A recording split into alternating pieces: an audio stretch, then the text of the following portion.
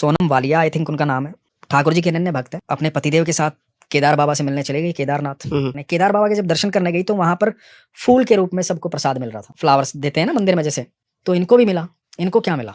सबको फूल मिल रहा था, इनको तुलसी मिली। तो ये बड़ी हैरान हो गई कि महादेव के यहाँ तुलसी का क्या काम? बेलपत्र होता, फूल होता, तुलसी कहाँ से आई, वो भी केदारनाथ में। तो विचलित होकर इन्होंने अपने पति से पूछा कि भाई तुलसी कहाँ से आई है?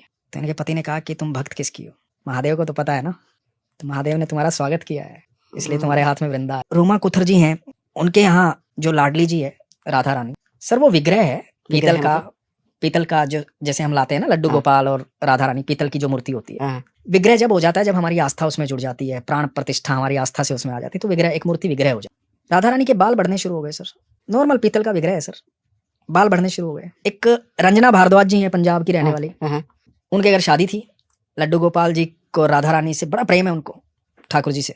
तो शादी थी तो बड़े व्यस्त थी, तो राधा रानी और ठाकुर जी का विग्रह जो है वो रखा हुआ था। तो इन्होंने बोला कि हाँ तुम तो मजे करते रहो यहाँ बैठे बैठे, तुम्हें थोड़ी पता है कि मैं कितनी दिक्कत में हूँ, कितनी परेशानी, कितना काम कर रही हूँ मैं, तुम्हें तो अपना टाइम पास करना है, करते रहो। भगवान के भक्त ऐसे ही बात करते हैं भगवान से। तो उनको आभास हुआ कि जैसे ये बात जब उन्होंने बोली तो राधा रानी ने उनकी तरफ देखा स्पेशली, लेकिन वो जल्दी में थी। वो बिठाया लड्डू गोपाल जी को, राधा रानी को, तो जैसे ही बिठाया तो उनके पति ने कहा कि रंजना तुम देख रही हो कुछ? तो रंजना बोली हाँ मैं यही देख रही हूँ। तो सर वो पीतल की मूर्ति थी, उनकी गर्दन ऐसे घूमी हुई थी, मेरे पास तस्वीरें हैं, वो उनकी गर्दन ऐसे घूमी हुई थी।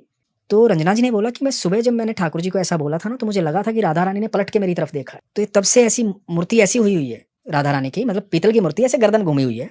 तो वो बड़ी हैरान हुई और मन में दुख हुआ इस बात को लेकर के कि ये मेरी राधा रानी ने तकलीफ उठाई, मतलब मैंने उनको ऐसे शिकायत के तौर पे कह दिया।